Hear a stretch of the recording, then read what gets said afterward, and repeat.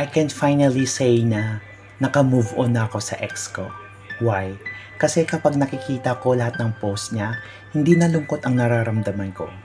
Ang nararamdaman ko na is happiness. To say finally found someone who makes them happy.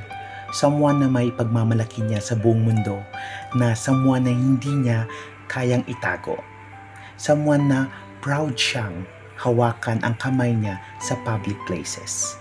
Hindi man niya nagawa sa akin lahat ng yon, pero promise, hindi ako galit. Because I realized na hindi kami compatible at hindi ako yung taong para sa kanya. It's really hard to accept. It takes time, pero when the time that you realize na happy ka na sa lahat ng ginagawa niya, even though na hindi na ikaw yung kasama, for me, that's the only thing that I can say na I finally move on because nahanap ko na din yung taong gagawa sa akin ng lahat ng iyon nang hindi niya nagawa sa akin nun. Kaya to my ex, I just want you to know na I am happy, very very happy to both of us.